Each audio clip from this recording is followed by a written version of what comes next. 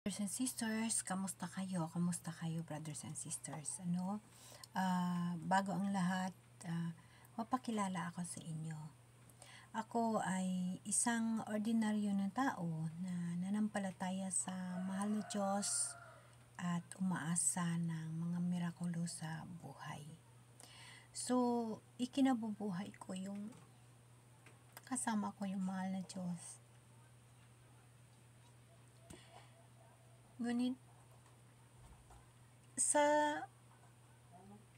gusto kong mangyari na ang huling buhay ko, yung tinatawag na kasalukuyang buhay ko, yung gusto kong ilalaan sa Kanya, yung gusto kong ialay sa Kanya, upang sa buhay na walang hanggan, kumbaga bilang tao, yung nangangarap tayo ng buhay na walang hanggan. Ngunit bilang ordinaryong tao, hindi nga natin alam kung ano ating dapat gagawin, no?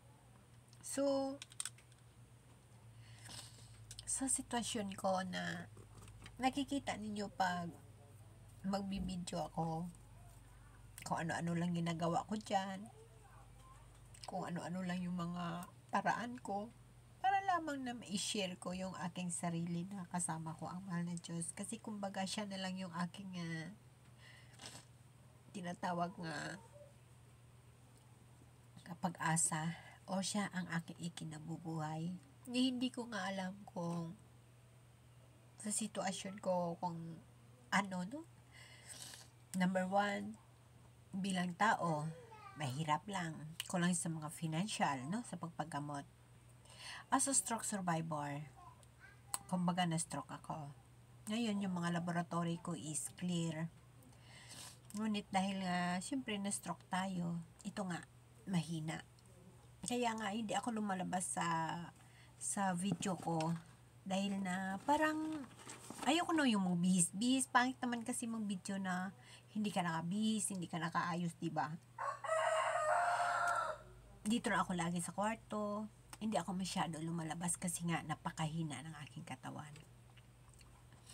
So, bilang ako, brothers and sisters, mula noong bata pa ako, yes, nangabuhi ako na kasama ko ang mahal na Diyos sa dinaming-daming trials at sa dinaming-daming mirakulo rin na natanggap ko sa Kanya.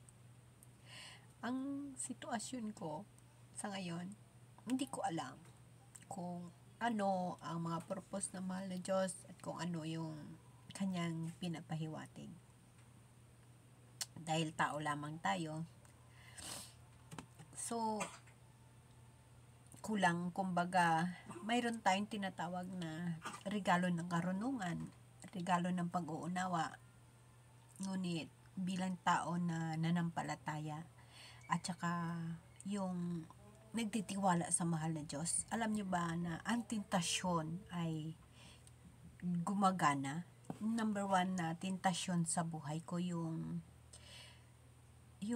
nagwiwik ako, yung strength ko sa panampalataya ko at tiwala sa Kanya, nagwiwik ako dahil sa health ko, no?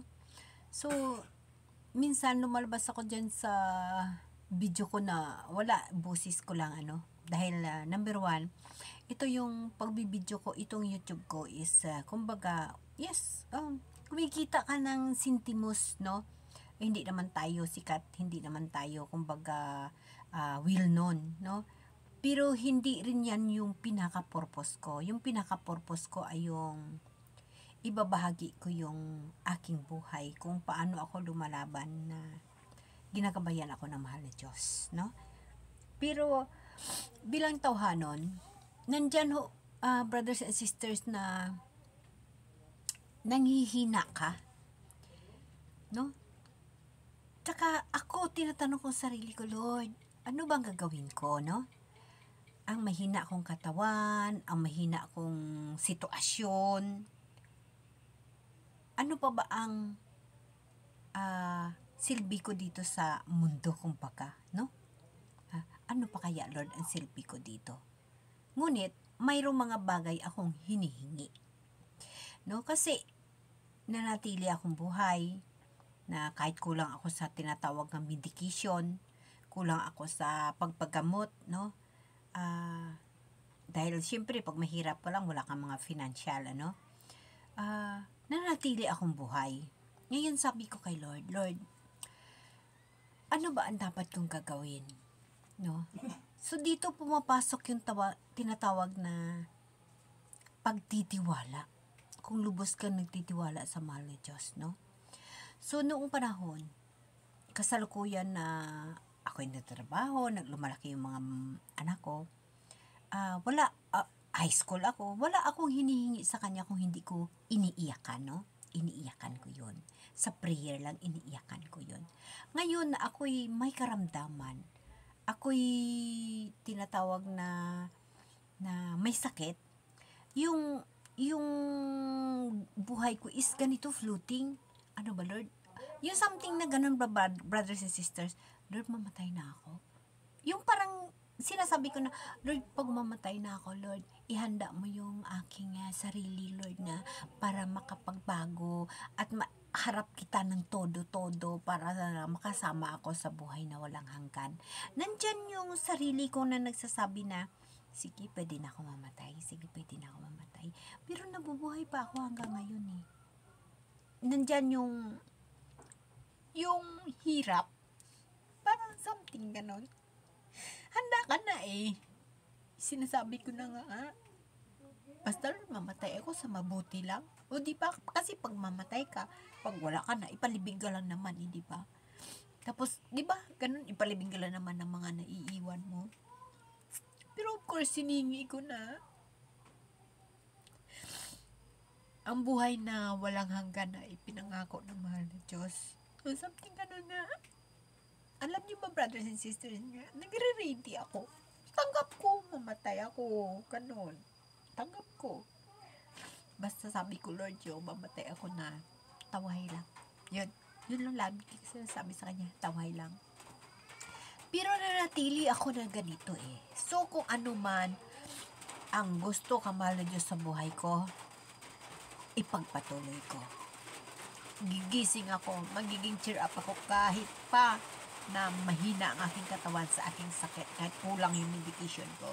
Bahala na si Lord. Ang hinihingi ko lang sa Kanya, guidean niya ako, gabayan niya ako.